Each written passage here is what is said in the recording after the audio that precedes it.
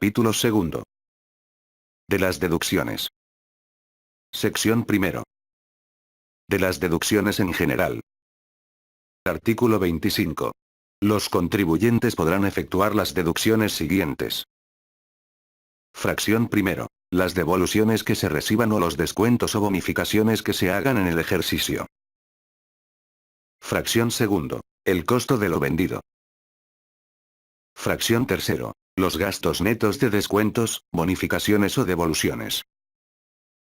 Fracción cuarto. Las inversiones. Fracción B. Los créditos incobrables y las pérdidas por caso fortuito, fuerza mayor o por enajenación de bienes distintos a los que se refiere la fracción segundo de este artículo. Fracción sexto. Las cuotas a cargo de los patrones pagadas al Instituto Mexicano del Seguro Social, incluidas las previstas en la Ley del Seguro de Desempleo. Fracción séptimo. Los intereses devengados a cargo en el ejercicio, sin ajuste alguno.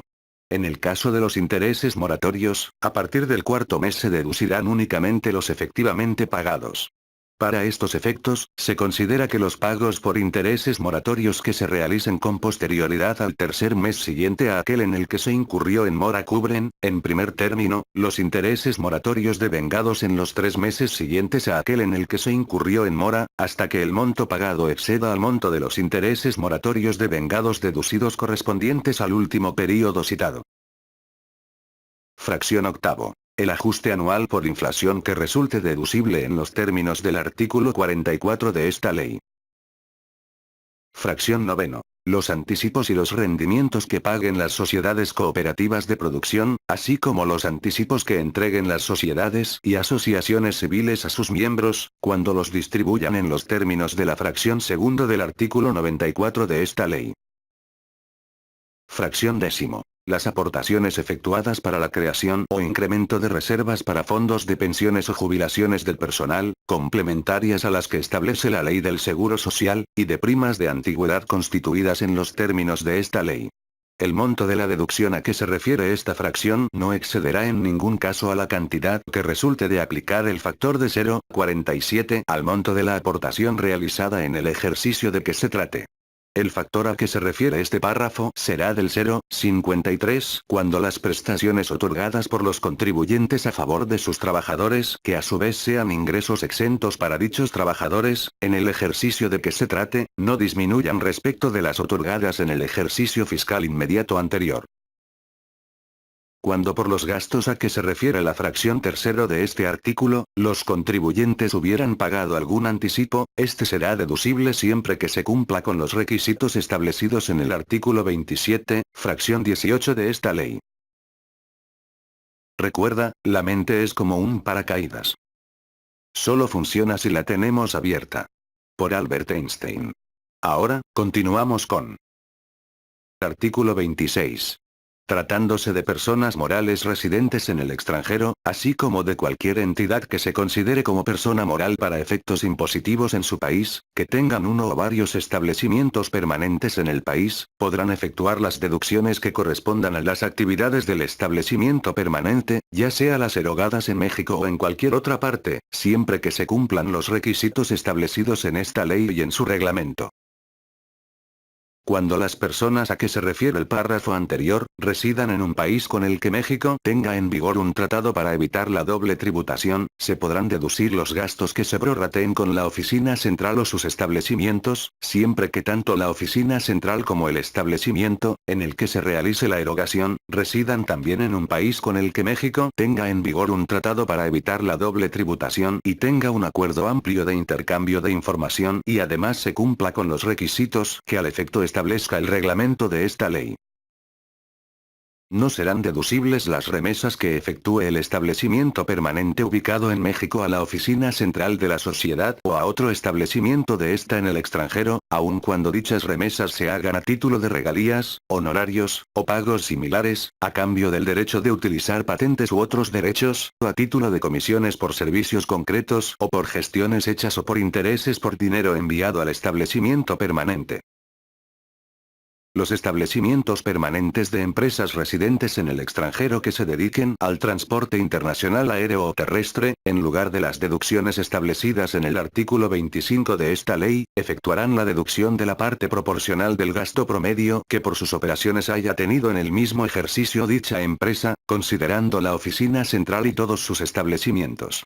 Cuando el ejercicio fiscal de dichas empresas residentes en el extranjero no coincida con el año de calendario, efectuarán la deducción antes citada considerando el último ejercicio terminado de la empresa. Para los efectos del párrafo anterior, el gasto promedio se determinará dividiendo la utilidad obtenida en el ejercicio por la empresa en todos sus establecimientos antes del pago del impuesto sobre la renta, entre el total de los ingresos percibidos en el mismo ejercicio. El cociente así obtenido se restará de la unidad y el resultado será el factor de gasto aplicable a los ingresos atribuibles al establecimiento en México. Cuando en el ejercicio la totalidad de los ingresos de la empresa sean menores a la totalidad de los gastos de todos sus establecimientos, el factor de gasto aplicable a los ingresos será igual a 1. Ahora, continuamos con artículo 27. Las deducciones autorizadas en este título deberán reunir los siguientes requisitos. Fracción primero. Ser estrictamente indispensables para los fines de la actividad del contribuyente, salvo que se trate de donativos no onerosos ni remunerativos, que satisfagan los requisitos previstos en esta ley y en las reglas generales que para el efecto establezca el Servicio de Administración Tributaria y que se otorguen en los siguientes casos. A. A la Federación, entidades federativas o municipios, sus organismos descentralizados que tributen conforme al título tercero de la presente ley, así como a los organismos internacionales de los que México sea miembro de pleno derecho, siempre que los fines para los que dichos organismos fueron creados correspondan a las actividades por las que se puede obtener autorización para recibir donativos deducibles de impuestos. B. A las entidades a las que se refiere el artículo 82 de esta ley. C. A las personas morales a que se refieren los artículos 79, fracción 19 y 82 de esta ley. D. A las personas morales a las que se refieren las fracciones sexto, X, XY, XX, y XXB del artículo 79 de esta ley y que cumplan con los requisitos establecidos en el artículo 82 de la misma ley. E. A las asociaciones y sociedades civiles que otorguen becas y cumplan con los requisitos del artículo 83 de esta ley. F. A programas de escuela-empresa. El Servicio de Administración Tributaria publicará en el Diario Oficial de la Federación y dará a conocer en su página electrónica de Internet los datos de las instituciones a que se refieren los incisos B, C, D y E de esta fracción que reúnan los requisitos antes señalados. Tratándose de donativos otorgados a instituciones de enseñanza autorizadas para recibir donativos del título tercero de esta ley, los mismos serán deducibles siempre que sean establecimientos públicos o de propiedad de particulares que tengan autorización o reconocimiento de validez oficial de estudios en los términos de la Ley General de Educación, se destinen a la adquisición de bienes de inversión, a la investigación científica o al desarrollo de tecnología, así como a gastos de administración hasta por el monto, en este último caso que señale el reglamento de esta ley, se trate de donaciones no onerosas ni remunerativas y siempre que dichas instituciones no hayan distribuido remanentes a sus socios o integrantes en los últimos 5 años.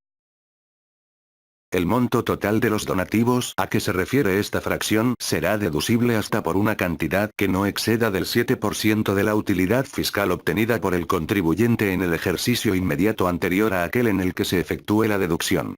Cuando se realicen donativos a favor de la Federación, de las entidades federativas, de los municipios, o de sus organismos descentralizados, el monto deducible no podrá exceder del 4% de la utilidad fiscal a que se refiere este párrafo, sin que en ningún caso el límite de la deducción total, considerando estos donativos y los realizados a donatarias autorizadas distintas, exceda del 7% citado.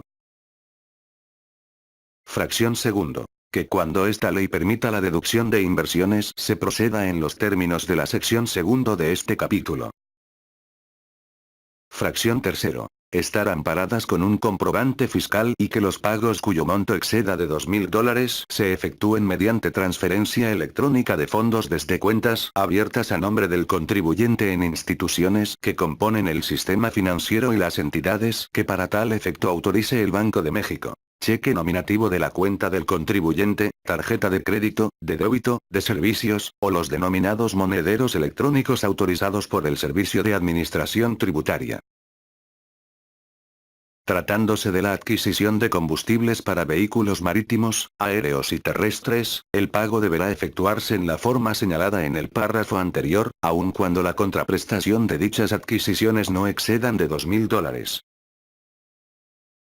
Las autoridades fiscales podrán liberar de la obligación de pagar las erogaciones a través de los medios establecidos en el primer párrafo de esta fracción, cuando las mismas se efectúen en poblaciones o en zonas rurales, sin servicios financieros. Los pagos que se efectúen mediante cheque nominativo, deberán contener la clave en el Registro Federal de Contribuyentes de quien lo expide, así como en el anverso del mismo la expresión para abono en cuenta del beneficiario. Fracción cuarto. Estar debidamente registradas en contabilidad y que sean restadas una sola vez. Fracción B. Cumplir con las obligaciones establecidas en esta ley en materia de retención y entero de impuestos a cargo de terceros o que, en su caso, se recabe de estos copia de los documentos en que conste el pago de dichos impuestos. Tratándose de pagos al extranjero, estos solo se podrán deducir siempre que el contribuyente proporcione la información a que esté obligado en los términos del artículo 76 de esta ley. Los pagos que a la vez sean ingresos en los términos del capítulo primero del título IF, de esta ley, se podrán deducir siempre que las erogaciones por concepto de remuneración, las retenciones correspondientes y las deducciones del impuesto local por salarios y, en general, por la prestación de un servicio personal independiente, consten en comprobantes fiscales emitidos en términos del Código Fiscal de la Federación y se cumpla con las obligaciones a que se refiere el artículo 99, fracciones I y B de la presente ley, así como las disposiciones que, en su caso, regulen el subsidio para el empleo y los contribuyentes cumplan con la obligación de inscribir a los trabajadores en el Instituto Mexicano del Seguro Social cuando estén obligados a ello, en los términos de las leyes de seguridad social. Tratándose de subcontratación laboral en términos de la Ley Federal del Trabajo, el contratante deberá obtener del contratista copia de los comprobantes fiscales por concepto de pago de salarios de los trabajadores que le hayan proporcionado el servicio subcontratado, de los acuses de recibo, así como de la declaración de entero de las retenciones de impuestos efectuadas a dichos trabajadores y de pago de las cuotas obrero-patronales al Instituto Mexicano del Seguro Social. Los contratistas estarán obligados a entregar al contratante los comprobantes y la información a que se refiere este párrafo. Párrafo adicionado 2/30 de noviembre de 2016. Fracción sexto. Que cuando los pagos cuya deducción se pretenda realizar se hagan a contribuyentes que causen el impuesto al valor agregado, dicho impuesto se traslade en forma expresa y por separado en el comprobante fiscal correspondiente. En los casos en los que las disposiciones fiscales establezcan la obligación de adherir marbetes o precintos en los envases y recipientes que contengan los productos que se adquieran, la deducción a que se refiere la fracción segundo del artículo 25 de esta ley, solo podrá efectuarse cuando dichos productos tengan adherido el marbete o precinto correspondiente. Fracción séptimo. Que en el caso de intereses por capitales tomados en préstamo, estos se hayan invertido en los fines del negocio. Cuando el contribuyente otorgue préstamos a terceros, a sus trabajadores o a sus funcionarios, o a sus socios o accionistas, solo serán deducibles los intereses que se devenguen de capitales tomados en préstamos hasta por el monto de la tasa más baja de los intereses estipulados en los préstamos a terceros, a sus trabajadores o a sus socios o accionistas, en la porción del préstamo que se hubiera hecho a estos y expida y entregue comprobante fiscal a quienes haya otorgado el préstamo, los cuales podrán utilizarse como constancia de recibo. Si en alguna de estas operaciones no se estipularan intereses, no procederá la deducción respecto al monto proporcional de los préstamos hechos a las personas citadas. Estas últimas limitaciones no rigen para instituciones de crédito, sociedades financieras de objeto múltiple reguladas u organizaciones auxiliares del crédito, en la realización de las operaciones propias de su objeto. Párrafo reformado 2/18 de noviembre de 2015. En el caso de capitales tomados en préstamo para la adquisición de inversiones o para la realización de gastos o cuando las inversiones o los gastos se efectúen a crédito, y para los efectos de esta ley dichas inversiones o gastos no sean deducibles o lo sean parcialmente, los intereses que se deriven de los capitales tomados en préstamo o de las operaciones a crédito, solo serán deducibles en la misma proporción en la que las inversiones o gastos lo sean. Tratándose de los intereses derivados de los préstamos a que se refiere la fracción tercero del artículo 143 de la presente ley, estos se deducirán hasta que se paguen en efectivo, en bienes o en servicios. Fracción octavo. Que tratándose de pagos que a su vez sean ingresos de contribuyentes personas físicas, de los contribuyentes a que se refieren los artículos 72, 73, 74 y 196 de esta ley, así como de aquellos realizados a los contribuyentes a que hace referencia el último párrafo de la fracción y del artículo 17 de esta ley y de los donativos, estos solo se deduzcan cuando hayan sido efectivamente erogados en el ejercicio de que se trate, se entenderán como efectivamente erogados cuando hayan sido pagados en efectivo, mediante transferencias electrónicas de fondos desde cuentas abiertas a nombre del contribuyente en instituciones que componen el sistema financiero y las entidades que para tal efecto autorice el Banco de México, o en otros bienes que no sean títulos de crédito. Tratándose de pagos con cheque, se considerará efectivamente erogado en la fecha en la que el mismo haya sido cobrado o cuando los contribuyentes transmitan los cheques a un tercero, excepto cuando dicha transmisión sea en procuración. También se entiende que es efectivamente erogado cuando el interés del acreedor queda satisfecho mediante cualquier forma de extinción de las obligaciones. Párrafo reformado 2/18 de noviembre de 2015, 30 de noviembre de 2016.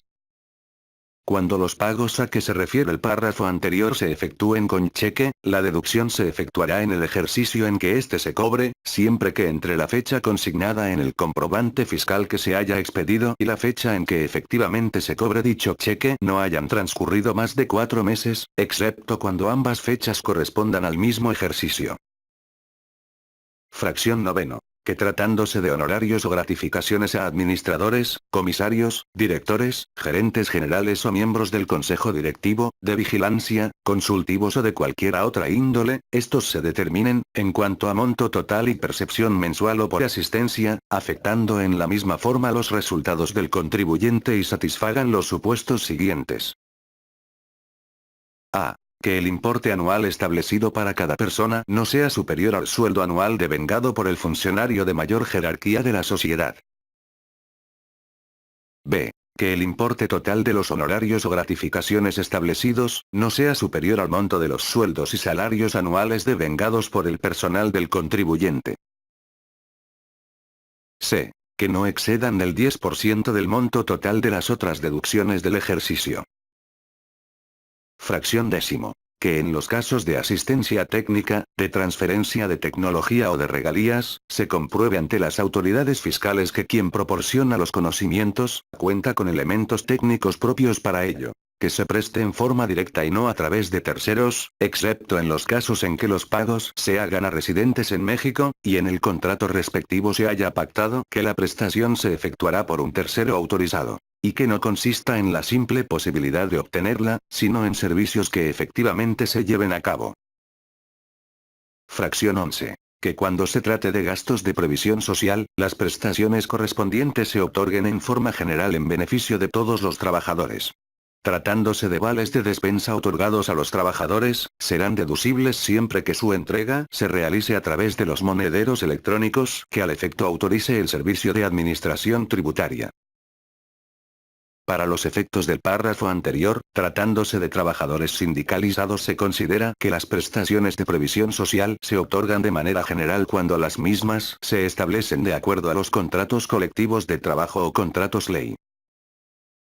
Cuando una persona moral tenga 2 o más sindicatos, se considera que las prestaciones de previsión social se otorgan de manera general siempre que se otorguen de acuerdo con los contratos colectivos de trabajo o contratos ley y sean las mismas para todos los trabajadores del mismo sindicato, aun cuando éstas sean distintas en relación con las otorgadas a los trabajadores de otros sindicatos de la propia persona moral, de acuerdo con sus contratos colectivos de trabajo o contratos ley.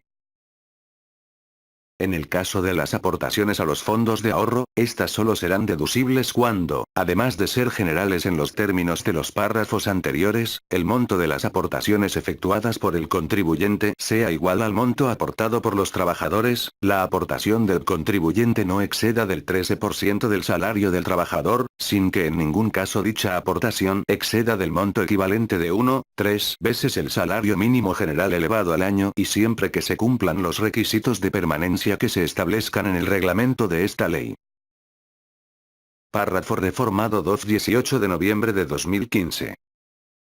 Los pagos de primas de seguros de vida que se otorguen en beneficio de los trabajadores, serán deducibles solo cuando los beneficios de dichos seguros cubran la muerte del titular o en los casos de invalidez o incapacidad del titular para realizar un trabajo personal remunerado de conformidad con las leyes de seguridad social, que se entreguen como pago único o en las parcialidades que al efecto acuerden las partes.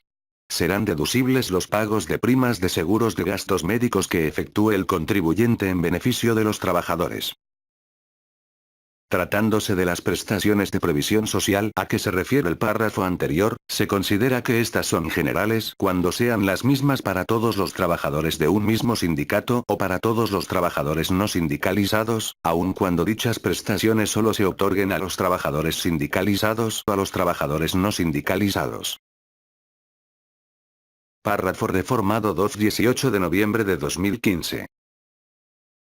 Reforma 2/18 de noviembre de 2015. Derogó de esta fracción los entonces párrafos cuarto y último. Fracción 12. Que los pagos de primas por seguros o fianzas se hagan conforme a las leyes de la materia y correspondan a conceptos que esta ley señala como deducibles o que en otras leyes se establezca la obligación de contratarlos y siempre que, tratándose de seguros, durante la vigencia de la póliza no se otorguen préstamos a persona alguna, por parte de la aseguradora, con garantía de las sumas aseguradas, de las primas pagadas o de las reservas matemáticas. En los casos en que los seguros tengan por objeto otorgar beneficios a los trabajadores, deberá observarse lo dispuesto en la fracción anterior. Si mediante el seguro se trata de resarcir al contribuyente de la disminución que en su productividad pudiera causar la muerte, accidente o enfermedad, de técnicos o dirigentes, la deducción de las primas procederá siempre que el seguro se establezca en un plan en el cual se determine el procedimiento para fijar el monto de la prestación y se satisfagan los plazos y los requisitos que se fijen en disposiciones de carácter general. Fracción 13. Que el costo de adquisición declarado o los intereses que se deriven de créditos recibidos por el contribuyente, correspondan a los de mercado. Cuando excedan del precio de mercado no será deducible el excedente. Fracción 14. Que en el caso de adquisición de mercancías de importación, se compruebe que se cumplieron los requisitos legales para su importación. Se considerará como monto de dicha adquisición el que haya sido declarado con motivo de la importación. Fracción 15. Que en el caso de pérdidas por créditos incobrables, éstas se consideren realizadas en el mes en el que se consuma el plazo de prescripción, que corresponda, o antes si fuera notoria la imposibilidad práctica de cobro. Para los efectos de este artículo, se considera que existe notoria imposibilidad práctica de cobro, entre otros, en los siguientes casos. A. Tratándose de créditos cuya suerte principal al día de su vencimiento no exceda de 30.000 unidades de inversión, cuando en el plazo de un año contado a partir de que incurra en mora, no se hubiera logrado su cobro. En este caso, se considerarán incobrables en el mes en que se cumpla un año de haber incurrido en mora. Cuando se tengan dos o más créditos con una misma persona física o moral de los señalados en el párrafo anterior, se deberá sumar la totalidad de los créditos otorgados para determinar si estos no exceden del monto a que se refiere dicho párrafo. Lo dispuesto en el inciso A, de esta fracción será aplicable tratándose de créditos contratados con el público en general, cuya suerte principal al día de su vencimiento se encuentre entre 5.000 pesos y 30.000 unidades de inversión, siempre que el contribuyente de acuerdo con las reglas de carácter general que al respecto emita el Servicio de Administración Tributaria informe de dichos créditos a las sociedades de información crediticia que obtengan autorización de la Secretaría de Hacienda y Crédito Público de conformidad con la ley para regular las sociedades de información crediticia. Lo dispuesto en el inciso A, de esta fracción será aplicable cuando el deudor del crédito de que se trate sea contribuyente que realiza actividades empresariales y el acreedor informe por escrito al deudor de que se trate, que efectuará la deducción del crédito incobrable, a fin de que el deudor acumule el ingreso derivado de la deuda no cubierta en los términos de esta ley. Los contribuyentes que apliquen lo dispuesto en este párrafo, deberán informar a más tardar el 15 de febrero de cada año de los créditos incobrables que dedujeron en los términos de este párrafo en el año de calendario inmediato anterior. B. Tratándose de créditos cuya suerte principal al día de su vencimiento sea mayor a 30.000 unidades de inversión cuando el acreedor haya demandado ante la autoridad judicial el pago del crédito o se haya iniciado el procedimiento arbitral convenido para su cobro y además se cumpla con lo previsto en el párrafo final del inciso anterior. C. Se compruebe que el deudor ha sido declarado en quiebra o concurso. En el primer supuesto, debe existir sentencia que declare concluida la quiebra por pago concursal o por falta de activos. Tratándose de las instituciones de crédito, se considera que existe notoria imposibilidad práctica de cobro en la cartera de créditos, cuando dicha cartera sea castigada de conformidad con las disposiciones establecidas por la Comisión Nacional Bancaria y de Valores. Para los efectos del artículo 44 de esta ley, los contribuyentes que deduzcan créditos por incobrables, los deberán considerar cancelados en el último mes de la primera mitad del ejercicio en que se deduzcan. Tratándose de cuentas por cobrar que tengan una garantía hipotecaria, solamente será deducible el 50% del monto cuando se den los supuestos a que se refiere el inciso B, anterior. Cuando el deudor efectúe el pago del adeudo o se haga la aplicación del importe del remate a cubrir el adeudo, se hará la deducción del saldo de la cuenta por cobrar o en su caso la acumulación del importe recuperado. Fracción 16. Que tratándose de remuneraciones a empleados o a terceros, que estén condicionadas al cobro de los abonos en las enajenaciones a plazos o en los contratos de arrendamiento financiero en los que hayan intervenido, estos se deduzcan en el ejercicio en el que dichos abonos o ingresos se cobren, siempre que se satisfagan los demás requisitos de esta ley. Fracción 17. Que tratándose de pagos efectuados a comisionistas y mediadores residentes en el extranjero, se cumpla con los requisitos de información y documentación que señale el reglamento de esta ley. Fracción 18. Que al realizar las operaciones correspondientes o a más tardar el último día del ejercicio se reúnan los requisitos que para cada deducción en particular establece esta ley. Tratándose del comprobante fiscal a que se refiere el primer párrafo de la fracción tercero de este artículo, este se obtenga a más tardar el día en que el contribuyente deba presentar su declaración. Respecto de la documentación comprobatoria de las retenciones y de los pagos a que se refieren las fracciones B y sexto de este artículo, respectivamente, los mismos se realicen en los plazos que al efecto establecen las disposiciones fiscales, y la documentación comprobatoria se obtenga en dicha fecha. Tratándose de las declaraciones informativas a que se refieren los artículos 76 de esta ley, y 32, fracciones B y octavo de la ley del impuesto al valor agregado, estas se deberán presentar en los plazos que al efecto establece el citado artículo 76 y contar a partir de esa fecha con los comprobantes fiscales correspondientes. Además, la fecha de expedición de los comprobantes fiscales de un gasto deducible deberá corresponder al ejercicio por el que se efectúa la deducción. Tratándose de anticipos por los gastos a que se refiere la fracción tercero del artículo 25 de esta ley, estos serán deducibles en el ejercicio en el que se efectúen, siempre que se cuente con el comprobante fiscal del anticipo en el mismo ejercicio en el que se pagó y con el comprobante fiscal que ampare la totalidad de la operación por la que se efectuó el anticipo, a más tardar el último día del ejercicio siguiente a aquel en que se dio el anticipo. La deducción del anticipo en el ejercicio en el que se pague será por el monto del mismo y, en el ejercicio en el que se reciba el bien o el servicio, la deducción será por la diferencia entre el valor total consignado en el comprobante fiscal y el monto del anticipo. En todo caso, para efectuar esta deducción, se deberán cumplir con los demás requisitos que establezcan las disposiciones fiscales. Cuando los contribuyentes presenten las declaraciones informativas a que se refiere el artículo 76 de esta ley y a requerimiento de la autoridad fiscal, no se considerará incumplido el requisito a que se refiere el primer párrafo de esta fracción, siempre que se presenten dichas declaraciones dentro de un plazo máximo de 60 días contados a partir de la fecha en la que se notifique el mismo. Fracción 19. Que tratándose de pagos efectuados por concepto de salarios y en general por la prestación de un servicio personal subordinado a trabajadores que tengan derecho al subsidio para el empleo, efectivamente se entreguen las cantidades que por dicho subsidio les correspondan a sus trabajadores y se dé cumplimiento a los requisitos a que se refieren los preceptos que lo regulan, salvo cuando no se esté obligado a ello en términos de las citadas disposiciones. Fracción 20. Que el importe de las mercancías, materias primas, productos semiterminados o terminados, en existencia, que por deterioro u otras causas no imputables al contribuyente hubiera perdido su valor, se deduzca de los inventarios durante el ejercicio en que esto ocurra, siempre que se cumpla con los requisitos establecidos en el reglamento de esta ley.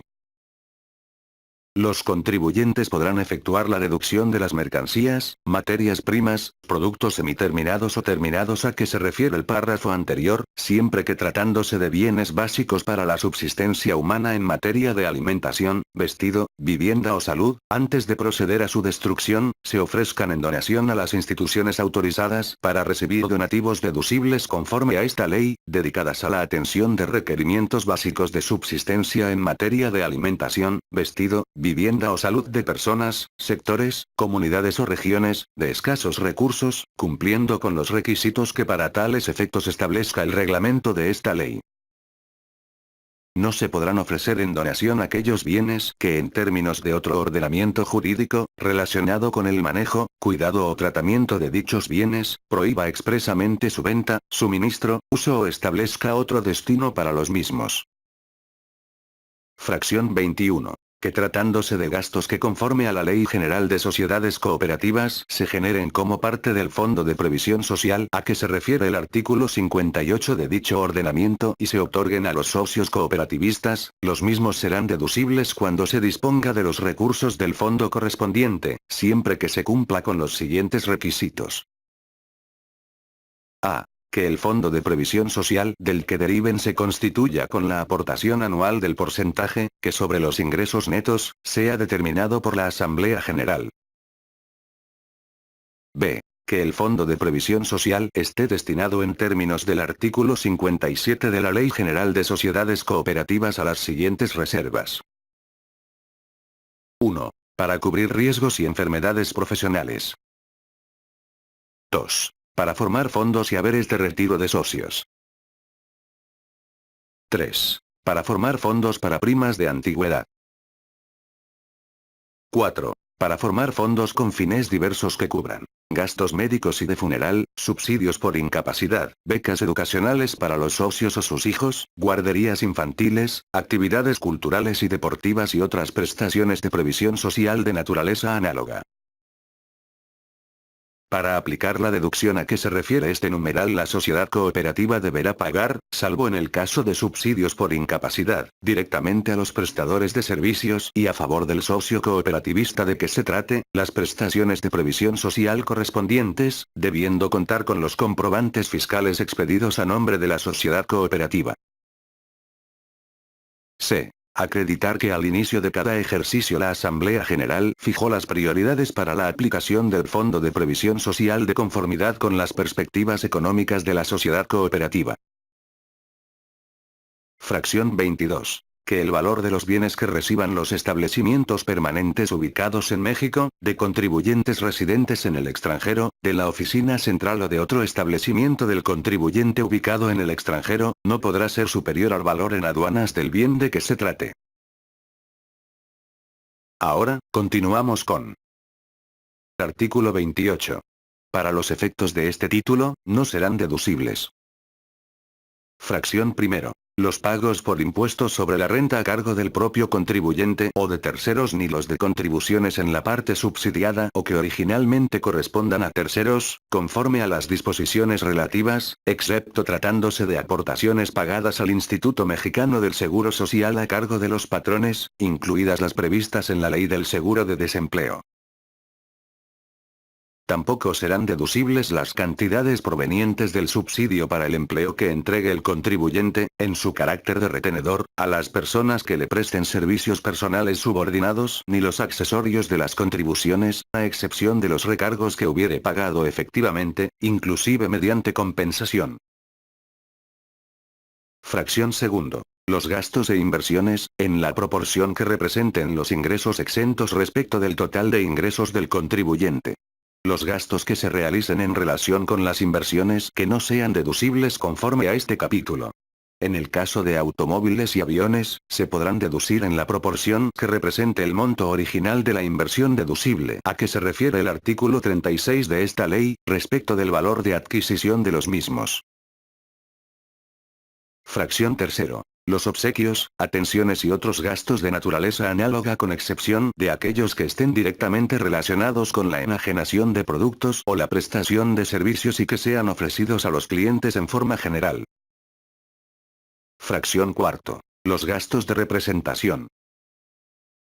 Fracción B. Los viáticos o gastos de viaje, en el país o en el extranjero, cuando no se destinen al hospedaje, alimentación, transporte, uso o goce temporal de automóviles y pago de kilometraje, de la persona beneficiaria del viático o cuando se apliquen dentro de una faja de 50 kilómetros que circunde al establecimiento del contribuyente. Las personas a favor de las cuales se realice la erogación, deben tener relación de trabajo con el contribuyente en los términos del capítulo primero del título IF de esta ley o deben estar prestando servicios profesionales. Los gastos a que se refiere esta fracción deberán estar amparados con un comprobante fiscal cuando estos se realicen en territorio nacional o con la documentación comprobatoria correspondiente, cuando los mismos se efectúen en el extranjero. Tratándose de gastos de viaje destinados a la alimentación, estos solo serán deducibles hasta por un monto que no exceda de $750 diarios por cada beneficiario, cuando los mismos se eroguen en territorio nacional, o $1.500 cuando se eroguen en el extranjero, y el contribuyente acompañe el comprobante fiscal o la documentación comprobatoria que ampare el hospedaje o transporte. Cuando a la documentación que ampara el gasto de alimentación el contribuyente únicamente acompañe el comprobante fiscal relativo al transporte, la deducción a que se refiere este párrafo solo procederá cuando el pago se efectúe mediante tarjeta de crédito de la persona que realiza el viaje. Los gastos de viaje destinados al uso o goce temporal de automóviles y gastos relacionados, serán deducibles hasta por un monto que no exceda de $850 diarios, cuando se eroguen en territorio nacional o en el extranjero, y el contribuyente acompañe el comprobante fiscal o la documentación comprobatoria que ampare el hospedaje o transporte.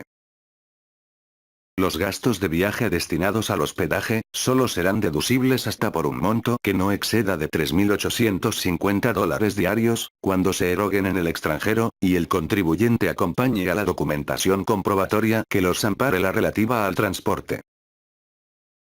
Cuando el total o una parte de los viáticos o gastos de viaje con motivo de seminarios o convenciones, efectuados en el país o en el extranjero, formen parte de la cuota de recuperación que se establezca para tal efecto y en el comprobante fiscal o la documentación comprobatoria que los amparen o se desglose el importe correspondiente a tales erogaciones, solo será deducible de dicha cuota, una cantidad que no exceda el límite de gastos de viaje por día destinado a la alimentación a que se refiere esta fracción. La diferencia que resulte conforme a este párrafo no será deducible. Fracción sexto. Las sanciones, las indemnizaciones por daños y perjuicios o las penas convencionales. Las indemnizaciones por daños y perjuicios y las penas convencionales, podrán deducirse cuando la ley imponga la obligación de pagarlas por provenir de riesgos creados, responsabilidad objetiva, caso fortuito, fuerza mayor o por actos de terceros, salvo que los daños y los perjuicios o la causa que dio origen a la pena convencional, se hayan originado por culpa imputable al contribuyente. Fracción séptimo. Los intereses devengados por préstamos o por adquisición, de valores a cargo del gobierno federal inscritos en el Registro Nacional de Valores, así como tratándose de títulos de crédito o de créditos de los señalados en el artículo 8 de esta ley, cuando el préstamo o la adquisición se hubiera efectuado de personas físicas o personas morales con fines no lucrativos. Se exceptúa de lo previsto en el párrafo anterior a las instituciones de crédito y casas de bolsa, residentes en el país, que realicen pagos de intereses provenientes de operaciones de préstamos de valores o títulos de los mencionados en el párrafo anterior que hubieren celebrado con personas físicas, siempre que dichas operaciones cumplan con los requisitos que al efecto establezca el Servicio de Administración Tributaria, mediante reglas de carácter general. Fracción octavo. Las provisiones para la creación o el incremento de reservas complementarias de activo o de pasivo que se constituyan con cargo a las adquisiciones o gastos del ejercicio, con excepción de las relacionadas con las gratificaciones a los trabajadores correspondientes al ejercicio. Fracción noveno. Las reservas que se creen para indemnizaciones al personal, para pagos de antigüedad o cualquier otra de naturaleza análoga, con excepción de las que se constituyan en los términos de esta ley. Fracción décimo. Las primas o sobreprecio sobre el valor nominal que el contribuyente pague por el reembolso de las acciones que emita. Fracción 11. Las pérdidas por caso fortuito, fuerza mayor o por enajenación de bienes, cuando el valor de adquisición de los mismos no corresponda al de mercado en el momento en que se adquirieron dichos bienes por el enajenante. Fracción 12. El crédito comercial, aun cuando sea adquirido de terceros. Fracción 13. Los pagos por el uso o goce temporal de aviones y embarcaciones, que no tengan concesión o permiso del gobierno federal para ser explotados comercialmente. Tratándose de pagos por el uso o goce temporal de casas habitación, solo serán deducibles en los casos en que reúnan los requisitos que señale el reglamento de esta ley. Las casas de recreo, en ningún caso serán deducibles. Tratándose de automóviles, solo serán deducibles los pagos efectuados por el uso o goce temporal de automóviles hasta por un monto que no exceda de $200 diarios por automóvil o $285 diarios por automóvil cuya propulsión sea a través de baterías eléctricas recargables, así como por automóviles eléctricos que además cuenten con motor de combustión interna o con motor accionado por hidrógeno, siempre que además de cumplir con los requisitos que para la deducción de automóviles establece la fracción segundo del artículo 36 de esta ley, los mismos sean estrictamente indispensables para la actividad del contribuyente. Lo dispuesto en este párrafo no será aplicable tratándose de arrendadoras, siempre que los destinen exclusivamente al arrendamiento durante todo el período en el que les sea otorgado su uso o goce temporal. Párrafo reformado 2/30 de noviembre de 2016. Fracción 14. Las pérdidas derivadas de la enajenación, así como por caso fortuito o fuerza mayor, de los activos cuya inversión no es deducible conforme a lo dispuesto por esta ley. Tratándose de aviones, las pérdidas derivadas de su enajenación, así como por caso fortuito o fuerza mayor, solo serán deducibles en la parte proporcional en la que se haya podido deducir el monto original de la inversión. La pérdida se determinará conforme a lo dispuesto por el artículo 31 de esta ley. Fracción 15. Los pagos por concepto de impuesto al valor agregado o del impuesto especial sobre producción y servicios, que el contribuyente hubiese efectuado y el que le hubieran trasladado. No se aplicará lo dispuesto en esta fracción, cuando el contribuyente no tenga derecho a acreditar los mencionados impuestos que le hubieran sido trasladados o que hubiese pagado con motivo de la importación de bienes o servicios, que correspondan a gastos o inversiones deducibles en los términos de esta ley. Tampoco será deducible el impuesto al valor agregado ni el impuesto especial sobre producción y servicios, que le hubieran trasladado al contribuyente ni el que hubiese pagado con motivo de la importación de bienes o servicios, cuando la erogación que dio origen al traslado o al pago no sea deducible en los términos de esta ley. Fracción 16. Las pérdidas que deriven de fusión, de reducción de capital o de liquidación de sociedades, en las que el contribuyente hubiera adquirido acciones, partes sociales o certificados de aportación patrimonial de las sociedades nacionales de crédito. Fracción 17. Las pérdidas que provengan de la enajenación de acciones y de otros títulos valor cuyo rendimiento no sea interés en los términos del artículo 8 de esta ley.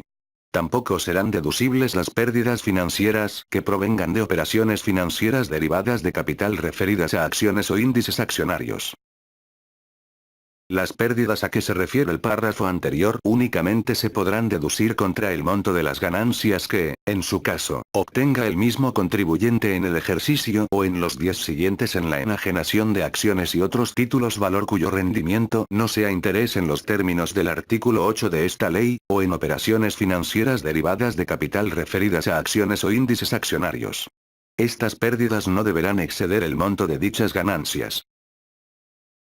Las pérdidas se actualizarán por el período comprendido desde el mes en el que ocurrieron y hasta el mes de cierre del mismo ejercicio. La parte de las pérdidas que no se deduzcan en un ejercicio se actualizará por el período comprendido desde el mes del cierre del ejercicio en el que se actualizó por última vez y hasta el último mes del ejercicio inmediato anterior a aquel en el que se deducirá.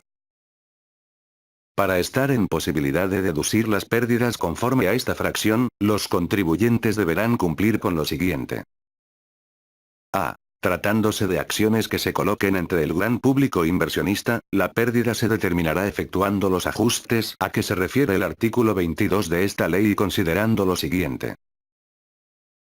1. Costo comprobado de adquisición, el precio en que se realizó la operación, siempre que la adquisición se haya efectuado en bolsa de valores concesionada en los términos de la ley del mercado de valores.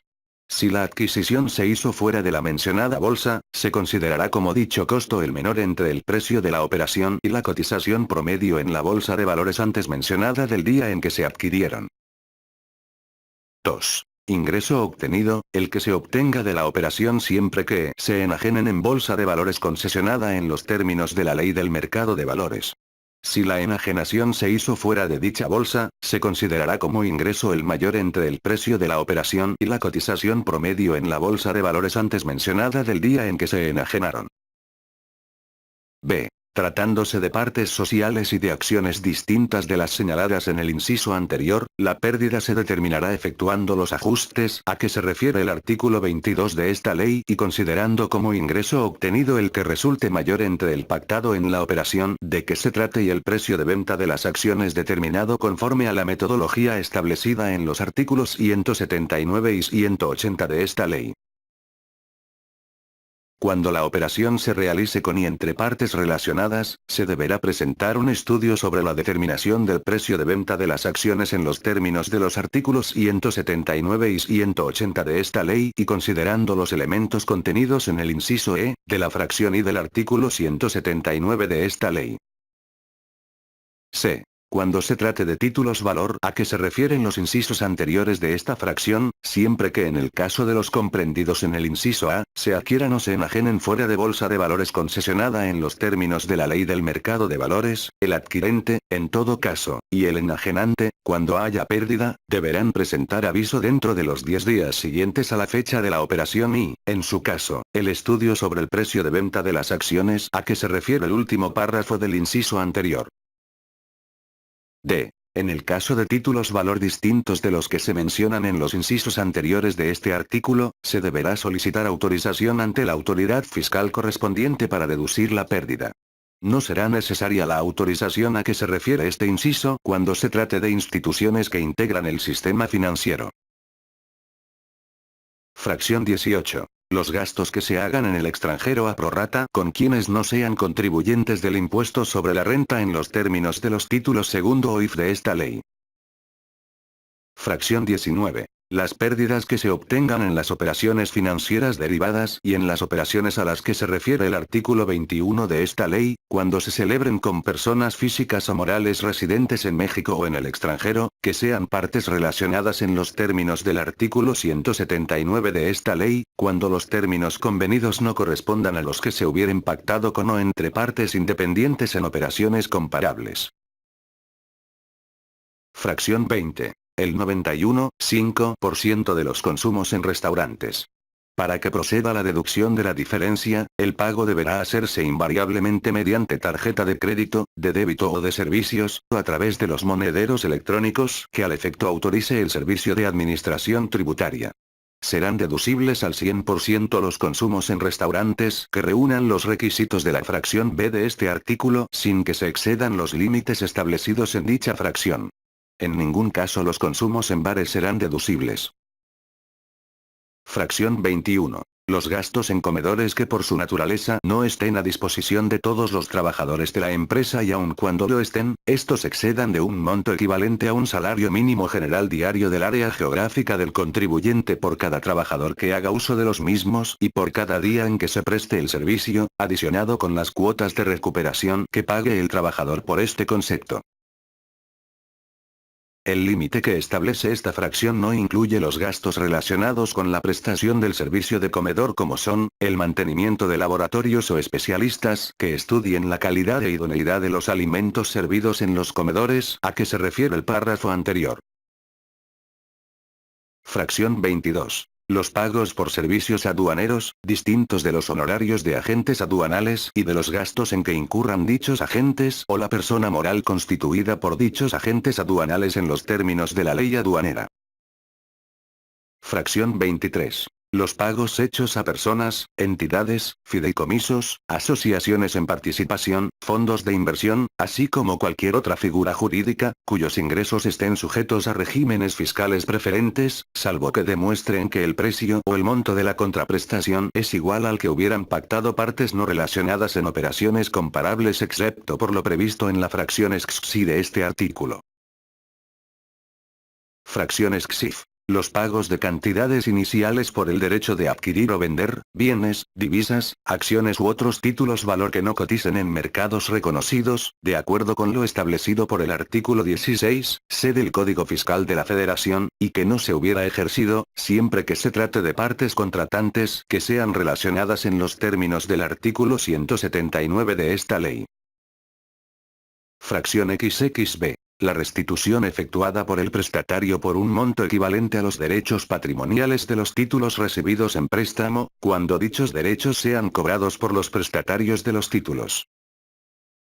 Fracción XB. Las cantidades que tengan el carácter de participación en la utilidad del contribuyente o estén condicionadas a la obtención de esta, ya sea que correspondan a trabajadores, a miembros del Consejo de Administración, a obligacionistas o a otros. Fracción XBI. Los intereses que deriven del monto de las deudas del contribuyente que excedan del triple de su capital contable que provengan de deudas contraídas con partes relacionadas residentes en el extranjero en los términos del artículo 179 de esta ley. Para determinar el monto de las deudas que excedan el límite señalado en el párrafo anterior, se restará del saldo promedio anual de todas las deudas del contribuyente que devenguen intereses a su cargo, la cantidad que resulte de multiplicar por 3 el cociente que se obtenga de dividir entre 2 la suma del capital contable al inicio y al final del ejercicio. Cuando el saldo promedio anual de las deudas del contribuyente contraídas con partes relacionadas residentes en el extranjero sea menor que el monto en exceso de las deudas a que se refiere el párrafo anterior, no serán deducibles en su totalidad los intereses devengados por esas deudas. Cuando el saldo promedio anual de las deudas contraídas con partes relacionadas residentes en el extranjero sea mayor que el monto en exceso antes referido, no serán deducibles los intereses devengados por dichas deudas contraídas con partes relacionadas residentes en el extranjero, únicamente por la cantidad que resulte de multiplicar esos intereses por el factor que se obtenga de dividir el monto en exceso entre dicho saldo.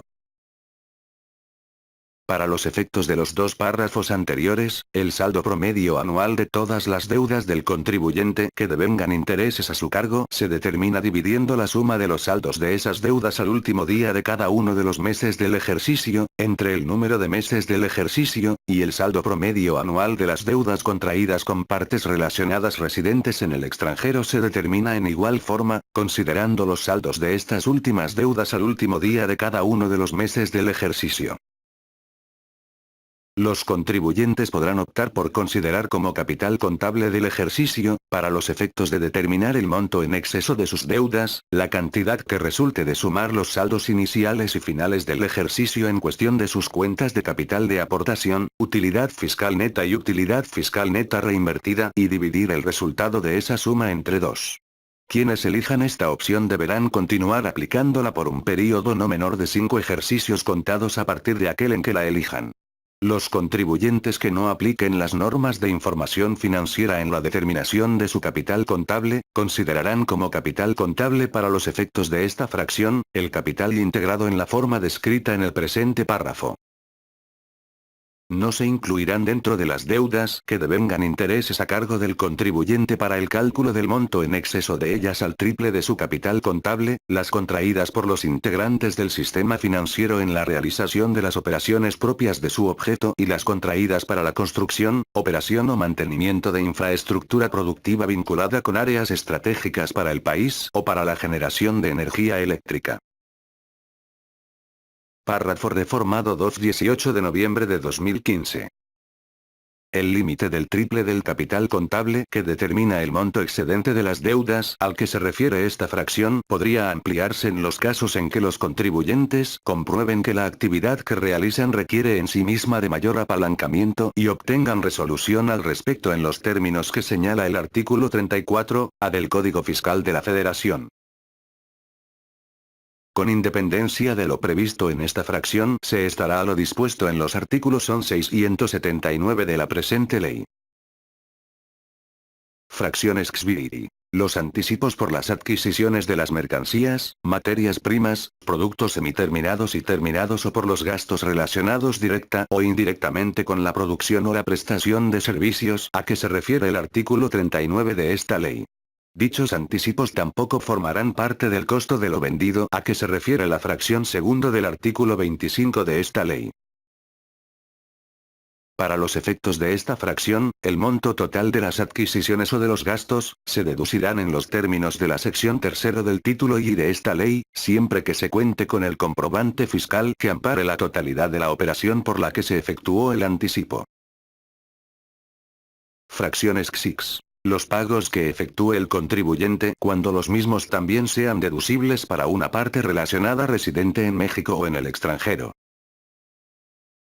Lo dispuesto en esta fracción no será aplicable cuando la parte relacionada que deduce el pago efectuado por el contribuyente, acumule los ingresos generados por este último, ya sea en el mismo ejercicio fiscal o en el siguiente. Fracción XXX. Los pagos que a su vez sean ingresos exentos para el trabajador, hasta por la cantidad que resulte de aplicar el factor de 0,53 al monto de dichos pagos.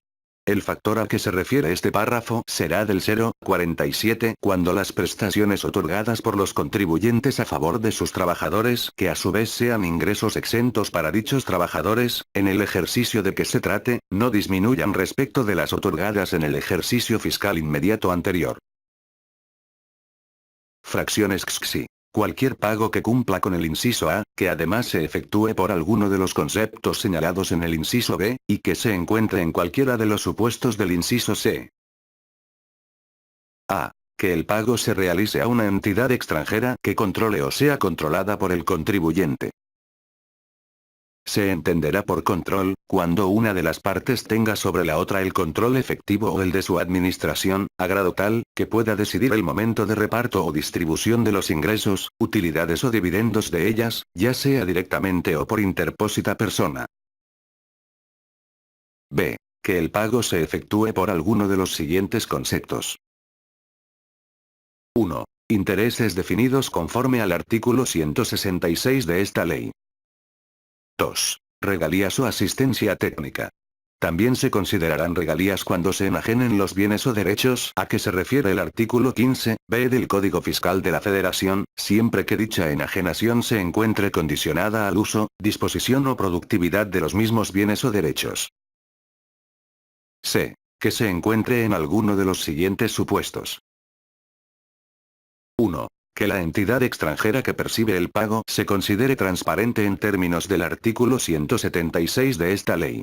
No se aplicará a este numeral, en la medida y proporción que los accionistas o asociados de la entidad extranjera transparente estén sujetos a un impuesto sobre la renta por los ingresos percibidos a través de dicha entidad extranjera, y que el pago hecho por el contribuyente sea igual al que hubieran pactado partes independientes en operaciones comparables. 2. Que el pago se considere inexistente para efectos fiscales en el país o territorio donde se ubique la entidad extranjera.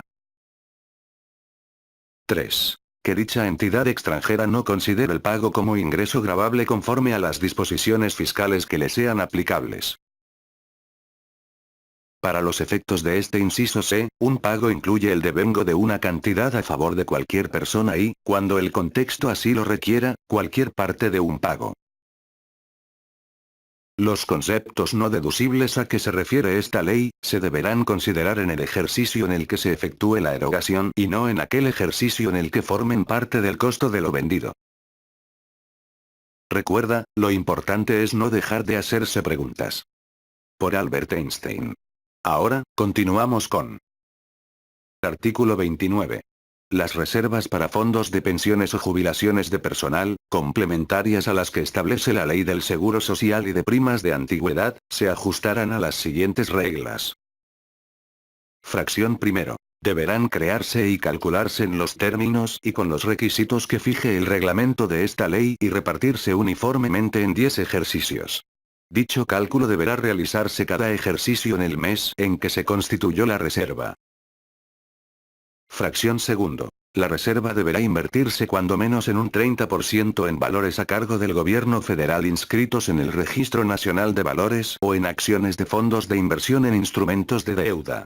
La diferencia deberá invertirse en valores aprobados por la Comisión Nacional Bancaria y de Valores, como objeto de inversión de las reservas técnicas de las instituciones de seguros, o en la adquisición o construcción y venta de casas para trabajadores del contribuyente que tengan las características de vivienda de interés social, o en préstamos para los mismos fines, de acuerdo con las disposiciones reglamentarias, o en certificados de participación emitidos por las instituciones fiduciarias respecto de los fideicomisos, a que se refiere el artículo 188 de esta ley, siempre que en este caso la inversión total no exceda del 10% de la reserva a que se refiere este artículo.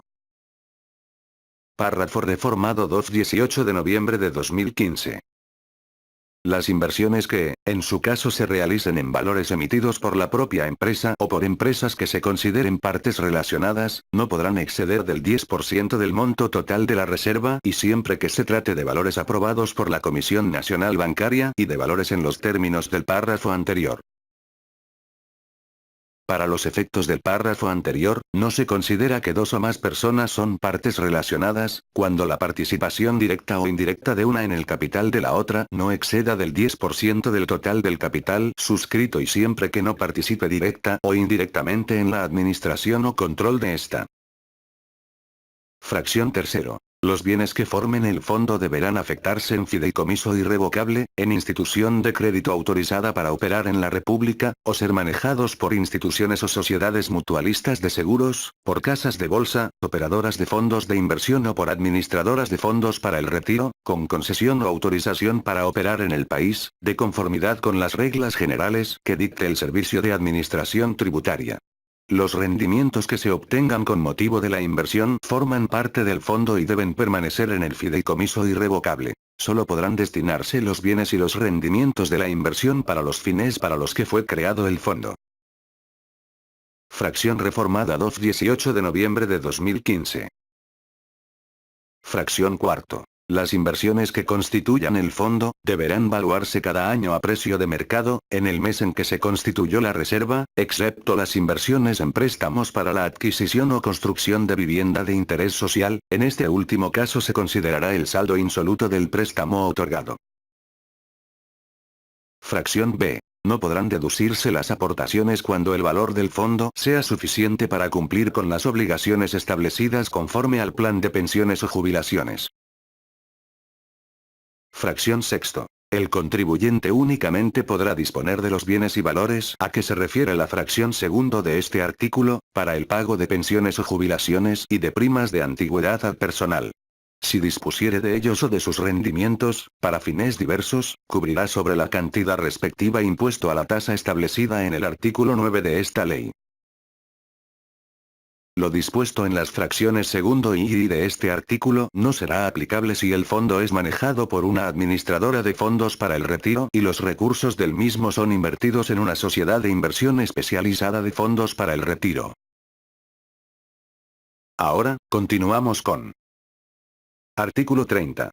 Los contribuyentes que realicen obras consistentes en desarrollos inmobiliarios o fraccionamientos de lotes, los que celebren contratos de obra inmueble o de fabricación de bienes de activo fijo de largo proceso de fabricación y los prestadores del servicio turístico del sistema de tiempo compartido, podrán deducir las erogaciones estimadas relativas a los costos directos e indirectos de esas obras o de la prestación del servicio, en los ejercicios en que obtengan los ingresos derivados de las mismas, en lugar de las deducciones establecidas en los artículos 19 y 25 de esta ley, que correspondan a cada una de las obras o a la prestación del servicio, mencionadas. Las erogaciones estimadas se determinarán por cada obra o por cada inmueble del que se deriven los ingresos por la prestación de servicios a que se refiere este artículo, multiplicando los ingresos acumulables en cada ejercicio que deriven de la obra o de la prestación del servicio, por el factor de deducción total que resulte de dividir la suma de los costos directos e indirectos estimados al inicio del ejercicio, o de la obra o de la prestación del servicio de que se trate, entre el ingreso total que corresponda a dicha estimación en la misma fecha, conforme a lo dispuesto en este párrafo. No se considerarán dentro de la estimación de los costos directos e indirectos a que se refiere el párrafo anterior, la deducción de las inversiones y las remuneraciones por la prestación de servicios personales subordinados, relacionados directamente con la producción o la prestación de servicios, las cuales se deducirán conforme a lo dispuesto por la sección tercero de este capítulo, ni los gastos de operación ni financieros, los cuales se deducirán en los términos establecidos en esta ley. Los contribuyentes que se dediquen a la prestación del servicio turístico de tiempo compartido podrán considerar dentro de la estimación de los costos directos e indirectos, la deducción de las inversiones correspondientes a los inmuebles destinados a la prestación de dichos servicios, en los términos del artículo 31 de esta ley. Al final de cada ejercicio, los contribuyentes deberán calcular el factor de deducción total a que se refiere el primer párrafo de este artículo por cada obra o por cada inmueble del que se deriven los ingresos por la prestación de servicios de tiempo compartido, según sea el caso, con los datos que tengan a esa fecha. Este factor se comparará al final de cada ejercicio con el factor utilizado en el propio ejercicio y en los ejercicios anteriores, que corresponda a la obra o a la prestación del servicio de que se trate.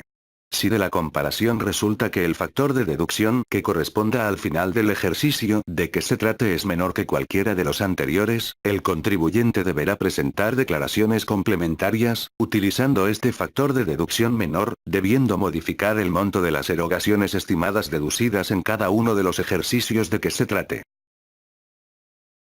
Si de la comparación a que se refiere el párrafo anterior, resulta que el factor de deducción total al final del ejercicio es menor en más de un 5% al que se hubiera determinado en el propio ejercicio o en los anteriores, se pagarán, en su caso, los recargos que correspondan.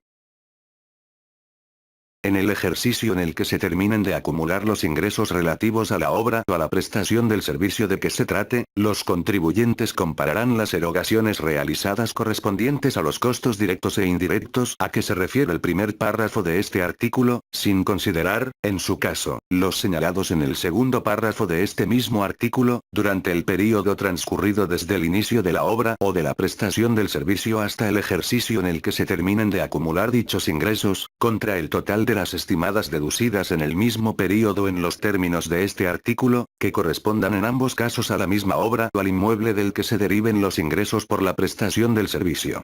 Para efectuar esta comparación, los contribuyentes actualizarán las erogaciones estimadas y las realizadas en cada ejercicio, desde el último mes del ejercicio en el que se dedujeron o en el que se efectuaron, según sea el caso, y hasta el último mes de la primera mitad del ejercicio en el que se terminen de acumular los ingresos relativos a la obra o a la prestación del servicio turístico del sistema de tiempo compartido.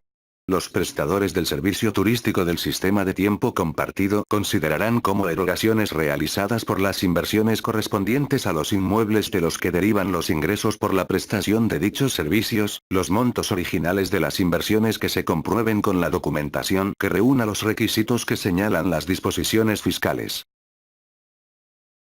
Si de la comparación a que se refiere el párrafo anterior, resulta que el total de las erogaciones estimadas actualizadas deducidas exceden a las realizadas actualizadas, la diferencia se acumulará a los ingresos del contribuyente en el ejercicio en el que se terminen de acumular los ingresos relativos a la obra o a la prestación del servicio de que se trate. Para los efectos de lo dispuesto en los dos párrafos anteriores, tratándose de la prestación del servicio turístico del sistema de tiempo compartido, se considerará que se terminan de acumular los ingresos relativos a la prestación del servicio, en el ejercicio en el que ocurra cualquiera de los siguientes supuestos. Se hubiera recibido el 90% del pago o de la contraprestación pactada, o hubieran transcurrido 5 ejercicios desde que se inició la obra o la prestación del servicio a que se refiere este artículo.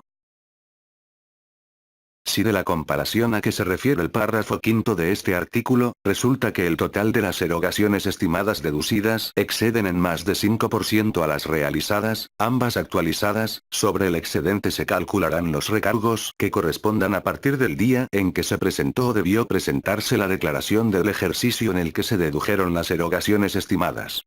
Estos recargos se enterarán conjuntamente con la declaración de que se trate. Los contribuyentes que ejerzan la opción señalada en este artículo, deberán presentar aviso ante las autoridades fiscales, en el que manifiesten que optan por lo dispuesto en este artículo, por cada una de las obras o por el inmueble del que se deriven los ingresos por la prestación del servicio, dentro de los 15 días siguientes al inicio de la obra o a la celebración del contrato, según corresponda. Una vez ejercida esta opción, la misma no podrá cambiarse. Los contribuyentes, además, deberán presentar la información que mediante reglas de carácter general establezca el Servicio de Administración Tributaria.